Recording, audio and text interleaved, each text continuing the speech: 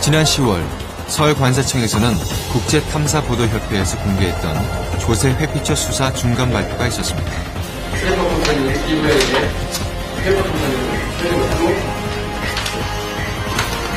조사를 통해 13개 업체 총 7천억 원이 넘는 탈세 혐의가 확인되었다고 합니다.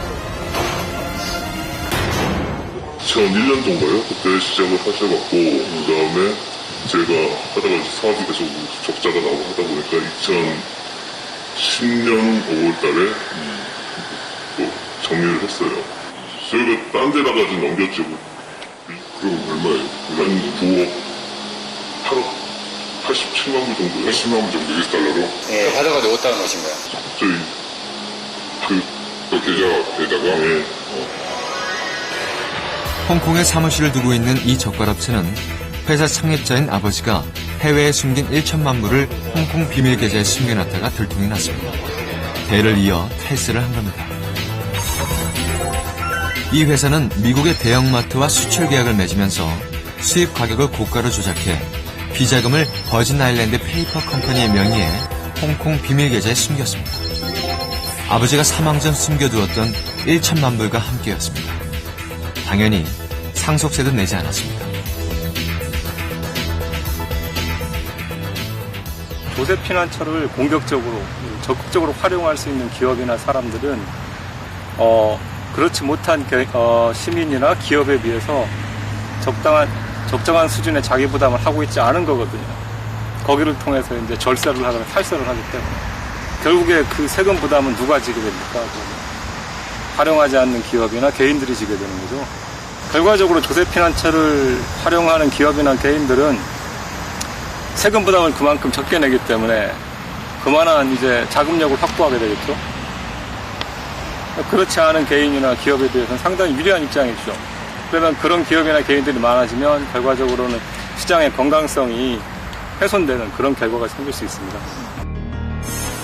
2003년부터 10년 동안 조세 회피처로 외화를 송금한 국내 법인과 개인의 수는 해마다 늘고 있습니다. 국세청이 매년 확인하고 있는 10억 원 이상의 해외 계좌 역시 매년 증가하고 있습니다. 금년만 해도 신고액만 22조 8천억 원. 이 가운데 2조 5천억 원은 13곳의 조세 회피처에 숨어있던 돈이었다고 합니다. 국세청이 2003년부터 파악하고 있는 조세 회피처로 송금한 외화 규모는 우리 돈으로 모두 260조 원에 달합니다. 버진 아일랜드 같은 해외 조세 피난처에 서류상으로만 존재하는 페이퍼 컴퍼니, 이른바 유령 회사를 세운 한국인 명단이 공개됐습니다. 그동안 철저하게 비밀에 붙여졌던 조세 회피처의 거액을 숨긴 한국인 계좌 폭로는 우리 사회에 큰 충격을 안겨주었습니다. 페이퍼 컴퍼니를 이제 설립한 이후에 그 법인 명의로 이제 주로 홍콩이나 뉴욕이나 이런 쪽에 이제 거대 은행들의 계좌를 설립하는 겁니다. 대부분 불법, 탈법으로 마련된 자금을 조세 회피처로 빼돌려 조세 당국도 파악할 수 없었던 은밀한 돈들이었습니다. 조세 회피처는 우리나라만의 문제가 아닙니다.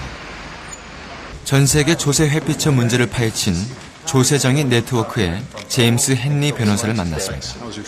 So the point of releasing the report is really to make a statement about how large this is, how important it is, and how fast it's growing, because this sector of the population has found their wealth increasing throughout this last 10-year period. Is for private offshore financial wealth, and it's 21 to 32 trillion as of year-end 2010.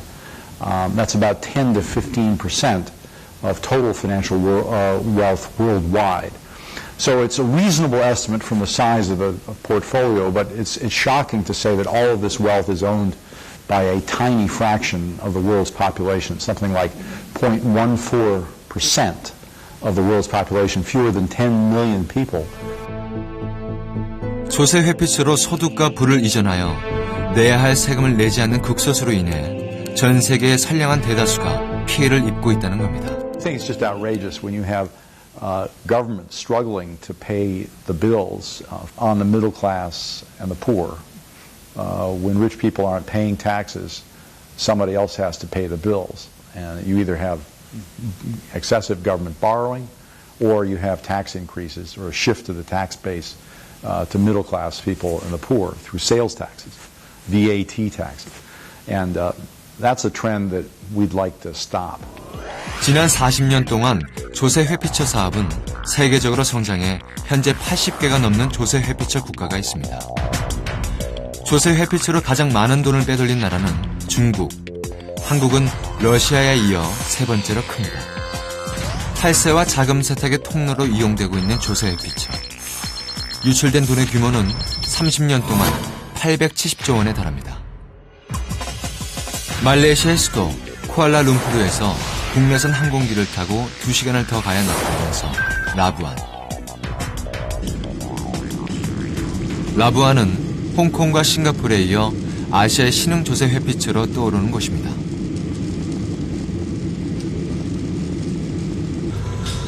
지난 1996년 말레이시아 정부가 국제적인 금융센터로 만들겠다는 야심찬 계획으로 조성한 비즈니스 센터가 여기 있습니다. 라부안 당국에서 발표한 통계에 의하면 세계 각국에서 만여 개 정도의 회사가 이곳 금융감독원을 통해서 등록이 되어 있습니다. 조사 감식 경력 10년의 관세청 주영호 주무관. 그래서 우리 가능하다면 이제 당국에 신고하지 않는 검은머리 외국인 규모가 얼마나 되는지 이런 부분을 현장에서 확인하고 정보를 얻을 수 있으면 정보도 확인하고 하기 위해서 여기를 찾아온 것입니다. 조사 감시를 지휘하는 관세청 이병학 사무관. 라부안 금융감독원에서는 해외 회사들의 라부안 기업 설립에 대해 어떻게 생각하고 있을까요? Okay. Our cost is also very competitive. Like I was just telling you, to start up a company in Labuan is not that expensive. It is very competitive with other jurisdictions. We also have very facilitative legislation. Our laws and conducive for businesses. But what I want to emphasize is I hope more Korean institutions will come to Labuan. 라부안 금융감독원에서는 이곳이 국제금융의 허브로 발돋움하기를 바라고 있었습니다. 하지만 외환 당국의 눈을 피해 이곳으로 찾아드는 탈세범과 자금 세탁을 막을 대책은 없었습니다.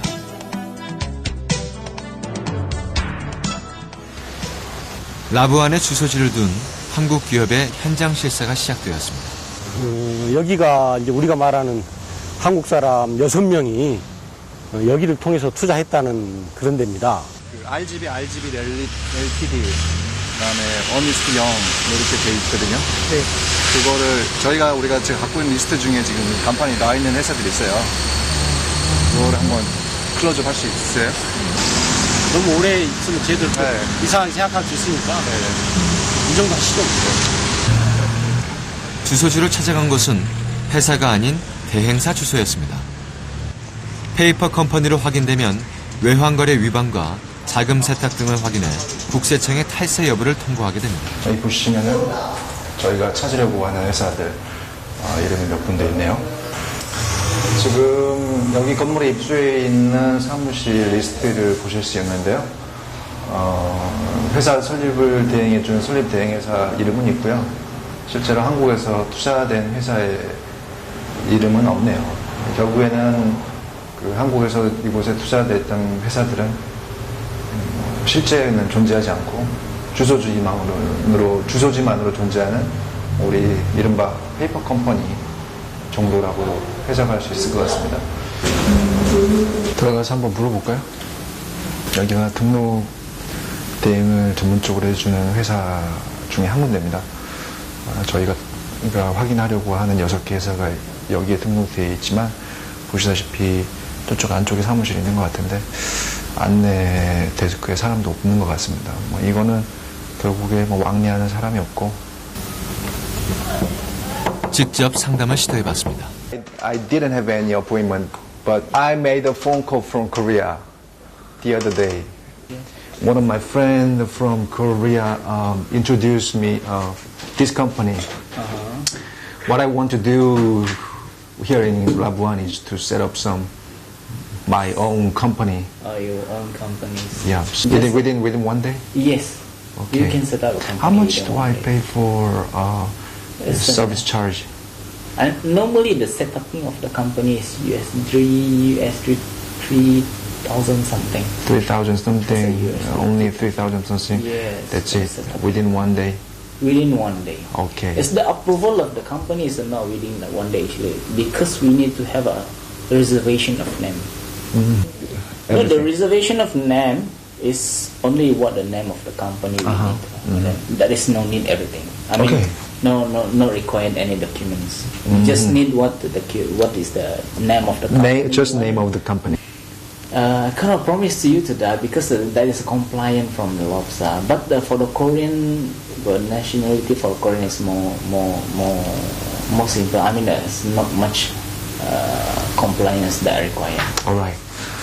대행사 이름으로 차명 투자를 한 것이 확인되었습니다.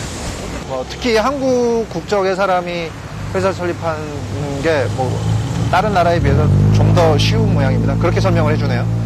단정적으로 페이퍼 컴퍼니를 통해서 모두가 탈법을 한다고 말씀드린 건 좀 성급한 판단인 것 같고요.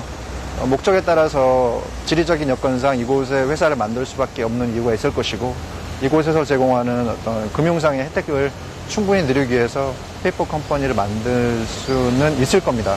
근데 그게 탈세랄지 다른 자금 세탁으로 이용될 수는 있겠죠. 근데 그거는 저희가 조사 대응을 통해서 옥석을 가려봐야 되는 부분으로 생각됩니다. 현재 라보아는 그동안 많이 알려진 다른 조세 회피처에 대한 외환 당국의 조사가 대대적으로 시작되자 떠오르는 조세 회피처로 주목받고 있는 곳입니다. 그렇다면 조세 회피처 주민들은 어떤 이득을 얻을까요? 그런데 이제 그 섬나라형 새롭게 생긴 조세 피난처들을 보면은 순전히 조세 회피라든지 탈세를 위해서 그런 체제가 만들어졌다는 혐의가 짙어요. 그런 역외금융 중심지 이렇게 돼 있지만 그렇게 해서 설상 그런 어떤 혜택이 생길 수 있다 그래도 그런 것들은 모두 소수의 이제 관련 업계 종사자한테 이렇게 집중되고 이제 그 외에 대다수의 사람들은 그냥 이제 발전하지 못한 그런 단계에 처해 있죠. 조세 회피처로 인한 세금 손실 때문에 세계 경제가 지속적인 불황을 겪고 있다면 왜 이것을 막지 못하는 것일까요? 조세 피난처들이 이제 비밀주의가 심하다 그러잖아요. 그게 가능한 게 뭐냐면 어떤 조세 피난처에 있는 재산이든 아니면 자금이든요. 여기에 대해서 실소유자가 누군지가 드러나지가 않아요. 충분히 은닉하거나 위장할 수 있거든요. 그래서 Many countries don't require the so-called beneficial owners of companies and trusts to be public or to be known even to the tax authorities. All kinds of games that can be played. But the most fundamental ones are to set up a company offshore with nominee directors, and the true owners of the company are not listed, or they can be other companies in other jurisdictions. 실소유주를 공개하지 않는 허점과 조세 회피처의 높은 비밀주의는 돈은 많지만 세금을 내기 싫은 부자들의 자금 세탁을 부추기고 있었습니다. 자금 세탁은 일반적으로 범죄 행위로부터 얻은 불법 자산을 적법한 것처럼 위장하는 과정을 의미하며 거래에 대한 자금 추적을 어렵게 하거나 곤란하게 하는 것을 말합니다. 그렇다면 왜 굳이 돈을 빼돌리는 행위를 자금 세탁이라고 했을까요? 뉴욕 맨하튼의 리틀 이태리 거리. 이곳은 1920, 30년대 남부 이태리인들로 가득 찼던 곳입니다. 더 나은 삶을 찾아 바다를 건너온 사람들이었죠. There's an accordion down here. There's sheet music. That's a piano. The laundry business was part of the Italian Americans' first enterprise in the United States. So what would happen was, particularly in Little Italy, there was this extortion business. People would extort money from other people, and then they would need to have a way of making that money clean or legitimate.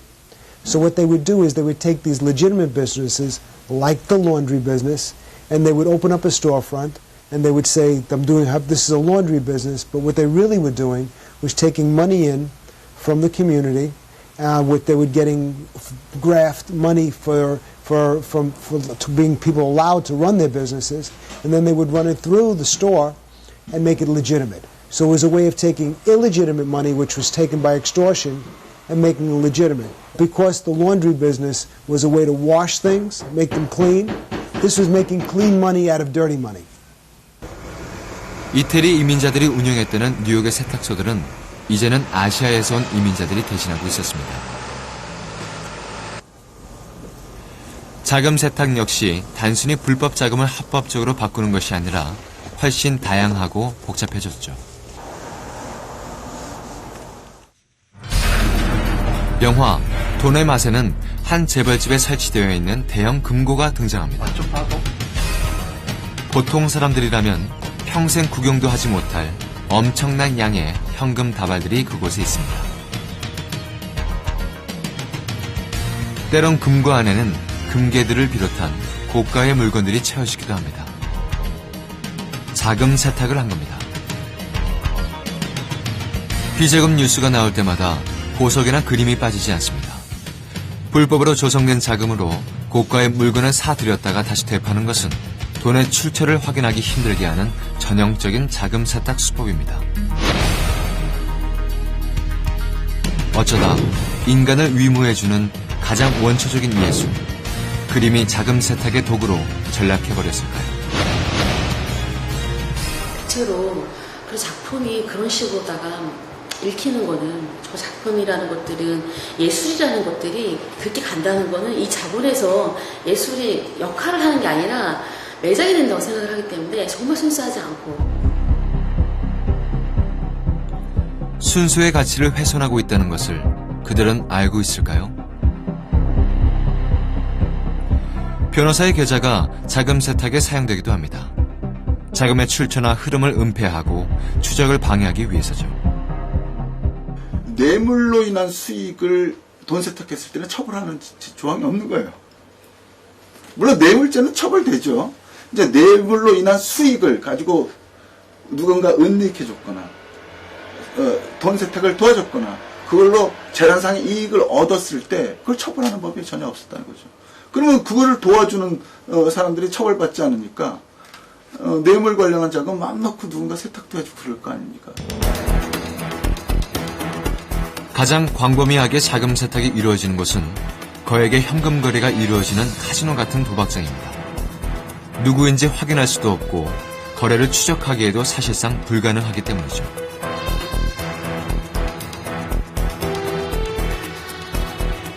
최근 정부가 탈세를 발본색원하겠다고 하자 금고들이 불티나게 팔리고 있다고 합니다. 이건 저 방도금고라고 해서 가장 비싼 겁니다. 금고 중에는 간혹 있어요. 대신 이제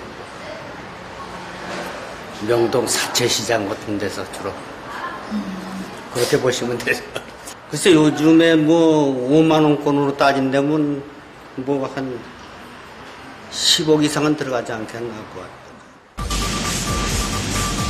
자금 세탁은 보통 불법 행위로 얻은 수익금을 금융기관에 예치하고 이를 다시 여러 계좌로 분산 이체해 취득원으로부터 분리시킨 후 다시 통합해 합법적인 자금으로 전환되기도 합니다. 이때 가장 안전한 것이 현금입니다. 2009년 5만원권이 처음 발행되고 난 이후 한국은행은 5만원권을 지속적으로 발행하고 있지만 회수율은 갈수록 떨어지고 있습니다. 시중에 5만원권이 사라지고 있는 겁니다. 그 많은 5만원권들은 다 어디에 있는 걸까요? 2011년 4월 전라북도 김제의 한 파출소로 수상한 신고가 들어왔습니다. 처음에 3억 원이 있다고 이제 파출소에서 연락이 왔어요. 그런데 그때 당시만 해도 밭에서 3억 원이 들어있는 그 통이 발견됐다 보니까 그 3억 원 자체도 굉장히 지금 크게 느껴졌거든요. 당시 형사들이 조금 수상한 돈이다 생각하고 현장으로 급히 가게 된 거죠. 돈은 마늘밭에 묻혀있던 김치통에 있었습니다. 처음에 그 3억 통은 김치통에 포장이 돼 있었는데 그냥 쉽게 농촌에서 일반 폐기물처럼 보일 정도로 그 김치통 안에 비닐로 쌓여있기 때문에 이렇게 돈이 들어있는 통이라고 처음에는 사람들이 생각을 할 수 없었어요. 저희가 그때 당시에 압수했던 그 땅에서 그 김치통을 발견한 곳인데 그 약도예요. 쓰레기통에 버려졌던 김치통에서는 5만 원권 3억 원이 발견되었고 본격적인 수사가 시작되자 마늘밭 곳곳에서 총 111억 7,800여만 원이 발견되었습니다. 모두 나무 아래 찾기 쉽고 기억하기 쉬운 곳에 묻혀져 있었습니다. 마늘밭에서 캐낸 돈은 모두 110억 원에 이릅니다. 강력계 형사 14명이 투입되어 수사를 한 결과 돈의 출처가 확인되었습니다. 근데 제가 그때 피의자를 검거를 해서 이제 조사하는 과정에 자기 그 가족이 그 충남 지역에서 불법 인터넷 도박을 통해서 얻은 수익금이다 이렇게 그 진술을 한 적이 있습니다. 사건의 시작은 2007년 충남사이버수사대로 거슬러 올라갑니다. 사건 기록 사본은 저희 당시 사건 기록은 수사 자료실에 보관되어 있었습니다. 권수를 따면 이렇게 권수를 따지면 70여 건 될 거예요. 김제에서 이제 마늘밭에서 이제 현금이 나왔었다고 했을 때는 그 현금이 이제 저희들이 수사했던 그 도박 자금이었었다라는 거는 저희들은 처음에는 알지는 못했어요. 근데 거기에 이제 관련자들을 조사하다 보니까 저희들한테 이제 검거됐던 그 도박 사이트 운영자가 부탁을 해서 거기다 이제 현금을 묻어놓은 것이다라는 진술을 듣고서 저희들이 수사했던 그 부당 이득금 중에 일부였구나라는 걸 이제 저희들도 알게 된 거죠. 총 매출 금액은 1,500억 정도였었고 그 저희들이 수사했던 그 사이트는 불법 도박 사이트였습니다. 당시 인터넷 도박 사이트가 횡행하며 사회적인 문제가 되자 충남사이버수사대에서 집중 단속을 하기 시작했고 2008년 1월경부터 한 불법 도박 사이트를 추적하기 시작했다고 합니다. 총 700억대에 달하는 대형 사건이었는데 주동자들은 잡았지만 수익금은 이미 대포 통장을 통해 현금화한 상황이었고 범인들이 돈의 행방에 대해 입을 열지 않는 바람에 범죄 수익금은 회수하지 못한 상태였다고 합니다. 저희들이 수사했던 그 사건 같은 경우에는 대포 통장이 400여 개 이상 확인이 됐었어요.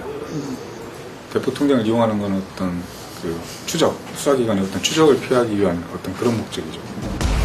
대포 통장을 이용해 현금화하고 그 돈으로 마늘밭과 아파트를 구입했지만 금융거래 기록은 깨끗했습니다. 현금이었기 때문이죠. 땅에 묻힌 5만 원권 22만 장. 대포 통장 때문에 현금화될 수 있었습니다.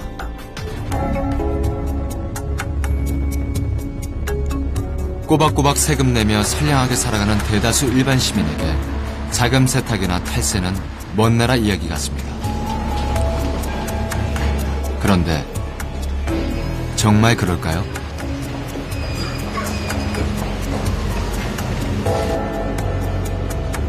자금 세탁 범죄는 실제로 우리 주변에서 매우 일상적으로 일어날 수 있고 실제로 일어나고 있습니다. 직원도 없이 혼자 반찬 가게를 하고 있는 이경숙 씨는 얼마 전 기가 막힌 일을 당했습니다. 부도 나고 남편하고 헤어지고 그 와중에서 이제 빚이 2억 정도 생기고 이자가 밀리니까 또 빚을 내서 이자를 갚고 또 빚을 내서 이자를 갚고 오늘 보니까 빚 때문에 이게 커져가지고 제가 이제 갚을 능력이 안 되는 거예요. 이혼 후 딸과 함께 생계를 위해 열심히 일해왔지만 빚은 하루하루 늘어만 갔습니다. 하루 2시간 반밖에 잘 수 없었어도 살아가기 위해서는 선택의 여지가 별로 없었습니다. 이게 이제 빚 좋은 개설고요, 한마디로. 한마디로 빚 좋은 개설. 그러다 결국 사단이 터졌습니다. 좀 이렇게 사업이 좀 경력이 쌓아지니까 은행에서 이제 대출을 해줬어요. 3,800만 원 정도로 대출을 했어요. 3,800만 원 정도로 대출하고 카드에서 1,000만 원을 빼고 4,600 정도를 만들어가지고요. 이제 그분들을 주려고 아침에 이제 25일 날이 일요일인가 그랬어요. 그래가지고 27일 아침에 보니까 돈이 하나도 없는 거예요. 2,000원밖에 없는 거예요. 그래서 이 돈이 다 어디 갔지? 하고 은행에 갔더니 돈을 밤에 다 빼간 거예요. 그 전날 어떤 일이 있었냐면 PC가 다 사라져 버렸어요. 부질없는 목숨, 여기서 끝내자. 결심한 게 벌써 몇 번째인지 모릅니다. 인생이 좀 맵습니다.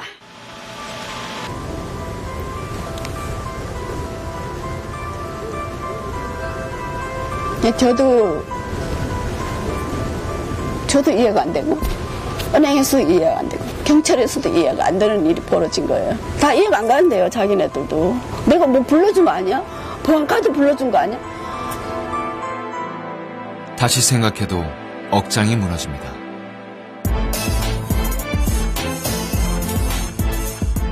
이경숙 씨의 경우는 컴퓨터에 악성 코드를 심어 개인정보를 빼낸 뒤 현금을 인출한 것으로 보입니다. 본인도 모르는 새 범행에 이용된 것입니다.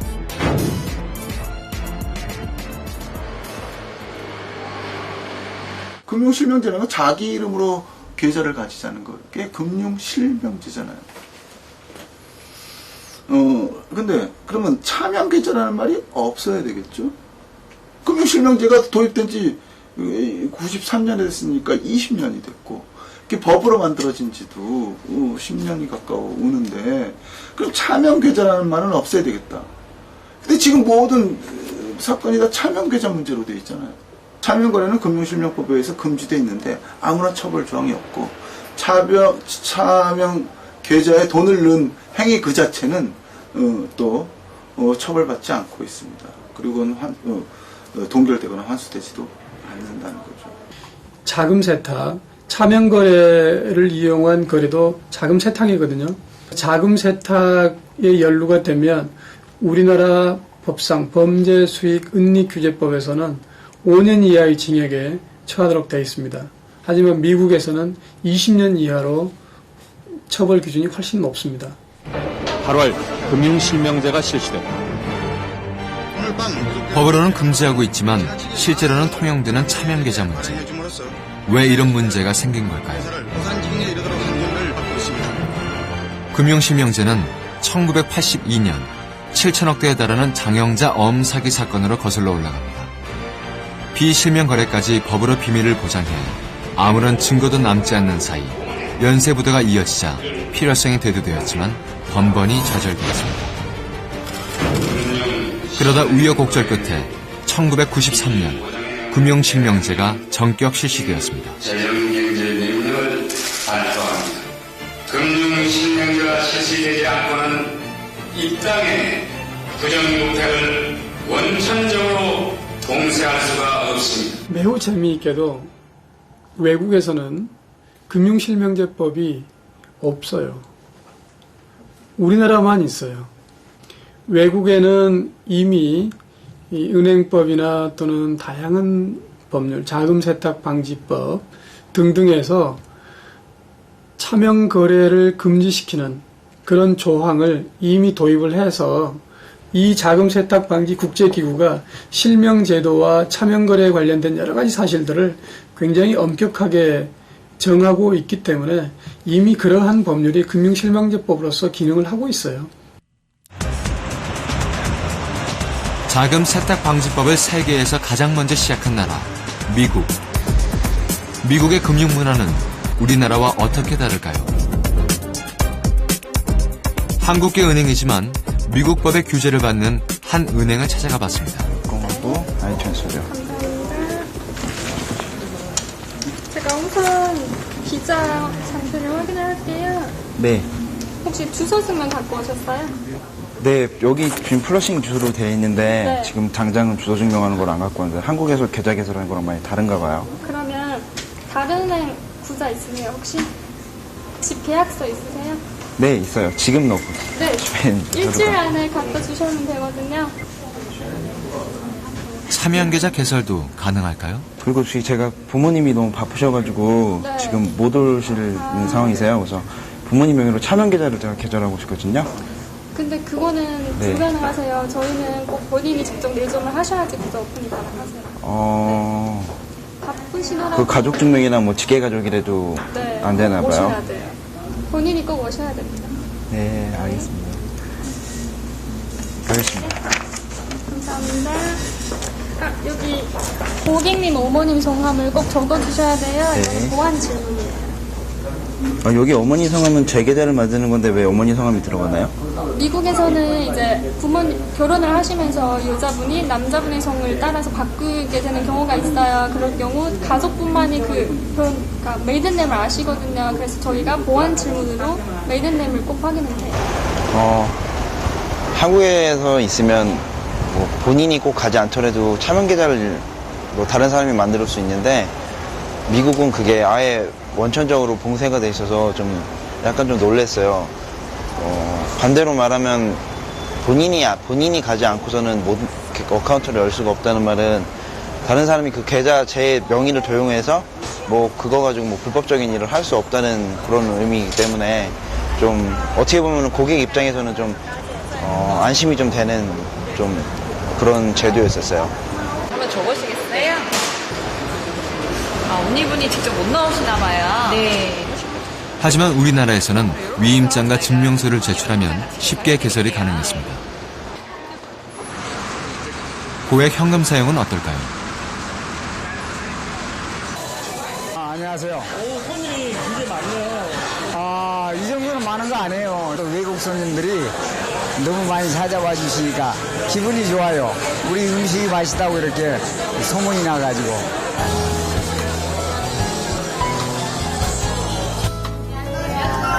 네, 입금 좀 시키러 왔는데요. 여기 있습니다. 만불이요. 고객님 지금 현금 만불 입금하세요? 네. 저희가 7,000불 이상 입금하실 때는 고객님 아이디 확인해야 되거든요. 그래요? 예. 여기 있습니다. 네, 감사합니다. 액면이 많으니까 이 돈의 출처가 어딥니까? 그럴 때 나는 분명히 그 가게에서 그 매상에서 나온 돈이고 또 그런 돈이지만 약간 그런 거에 좀 거북스러워요. 가끔 이 돈에 무슨 혹시 무슨 마약이나 부정한 돈의 흐름이 아닌가 이렇게 생각을 하는 것 같아서 그렇지만 그게 또 이제 확실해야 질서가 있는 거 아니겠어요? 총 얼마시죠? 2천만 원입니다. 2천만 원이시고요.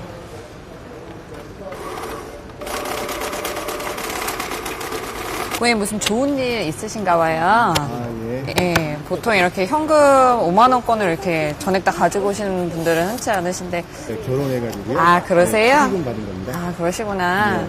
그래서 저희가 2천만 원 이상 만약에 거래를 하실 경우에 이제 저희가 고객거래 확인서를 같이 받도록 되어 있거든요. 예. 실례지만 신분증 같이 한 번만 부탁 좀 드릴게요. 근데 그 고객거래 확인서를 왜 받는 거예요?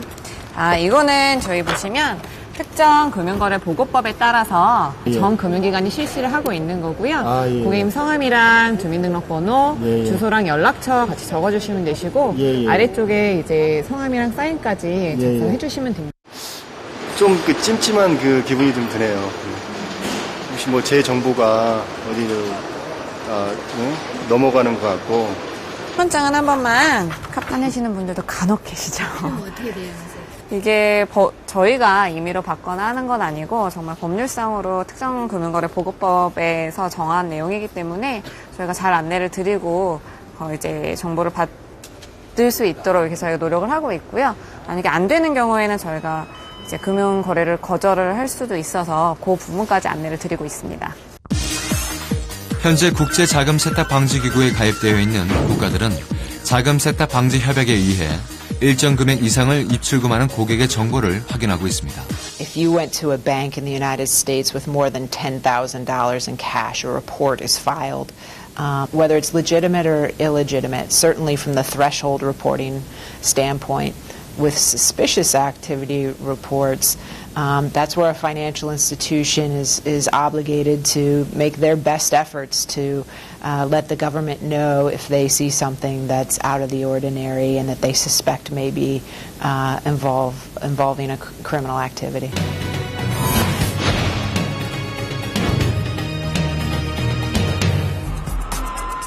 자금 세탁 방지법 중에서 최근 가장 강화되고 있는 것은 의심거래 보고입니다. Sure. Broadway Bank in New York City was one of the first cases that FinCEN had against a financial institution for failing to file suspicious activity reports. It was also one of the first criminal cases of its kind. So we did a civil enforcement action here at FinCEN, and what our collective investigations and penalties and enforcement actions revealed to us was that this was a bank where individuals were coming in with duffel bags full of cash and dropping them off at the front desk to the cashiers there and doing it on a regular basis. These individuals were narcotics traffickers, and they were laundering the proceeds of narcotics trafficking.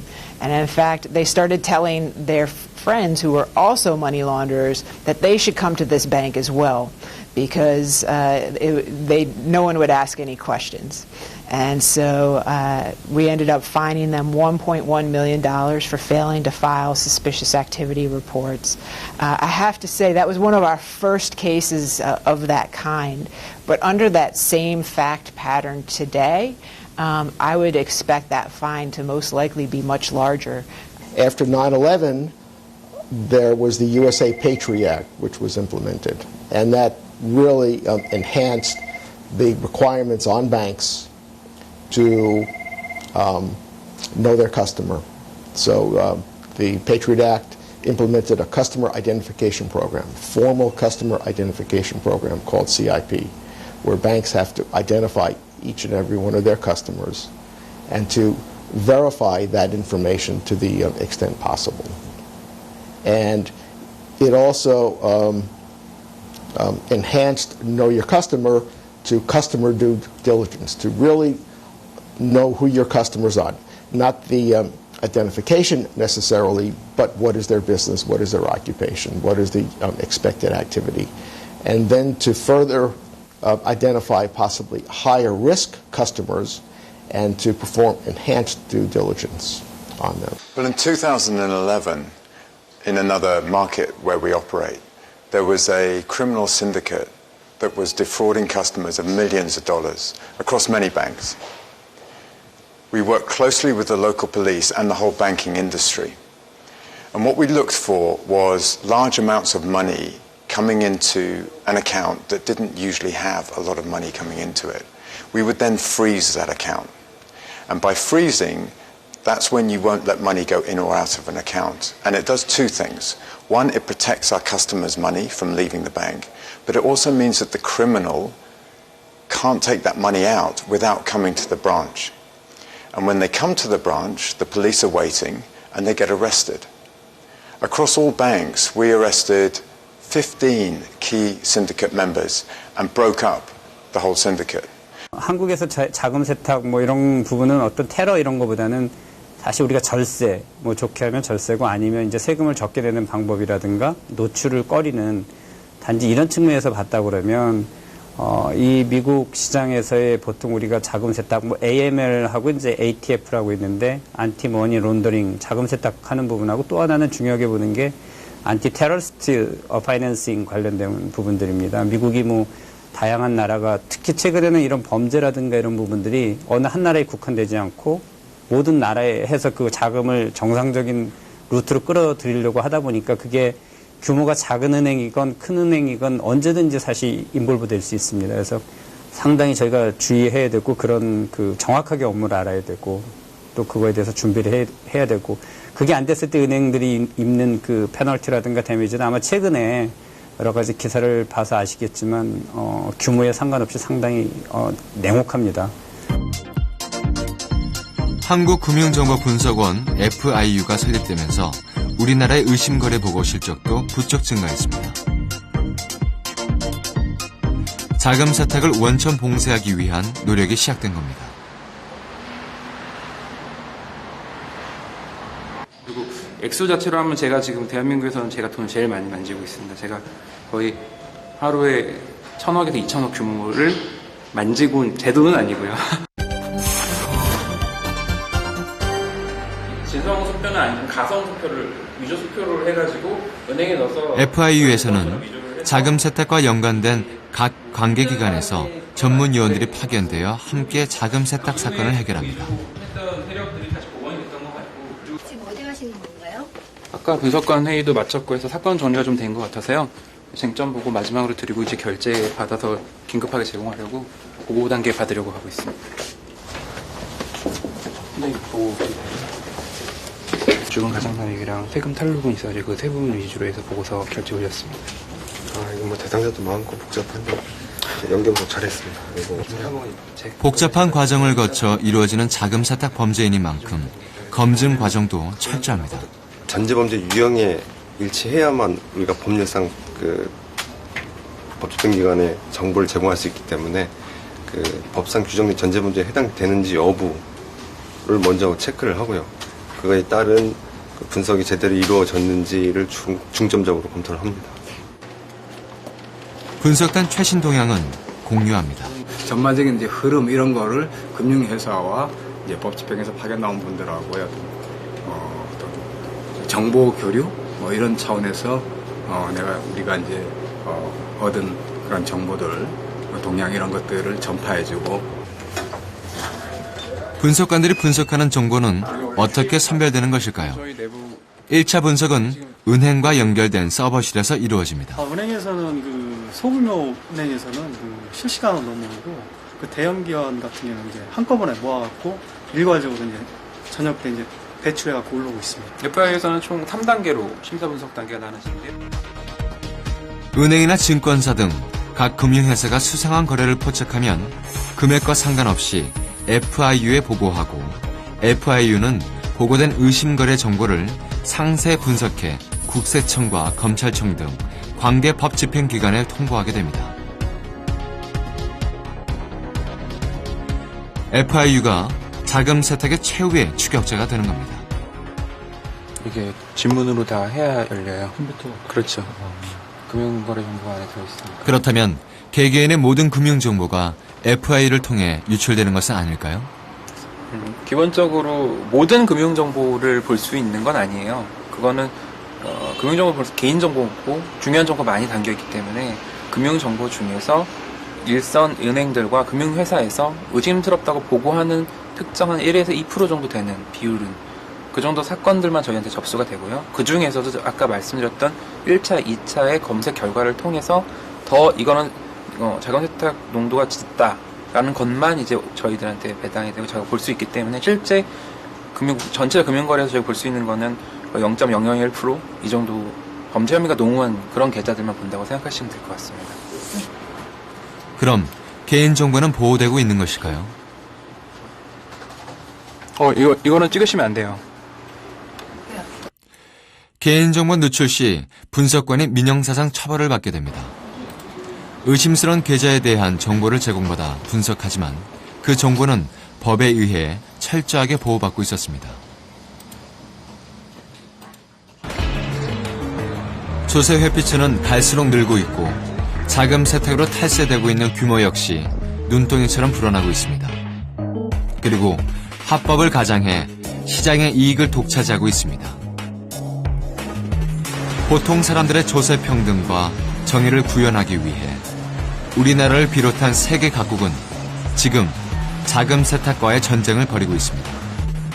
우리나라는 여타 선진국보다 다소 늦은 2001년에야 자금 세탁 방지 총괄 기구인 금융정보분석원을 창설하였습니다만 그동안 국민 여러분의 폭넓은 이해와 금융회사 관계자 등 업무 종사자들의 헌신적인 노력으로 비교적 빠르게 제도를 정착했다는 평가를 받고 있습니다.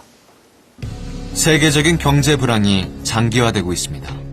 자금 세탁의 핵심은 불법 범죄 자금이 합법적으로 둔갑하는 것에 있습니다. 내야 할 세금을 내지 않는 자금들이 조세 회피처에서 자금 세탁되어 은행권을 통해 합법 자금으로 둔갑하는 것을 막기 위해 자금 세탁 방지법이 실행되고 있습니다. 열심히 사는 선량한 시민들이 바꾸는 올바른 금융문화. 지금이 바로 그때인지도 모릅니다. 월급에서 한정된 그 생활을 하기 때문에 무슨 큰 불편 같은 건 없죠. 서민들 입장에서는.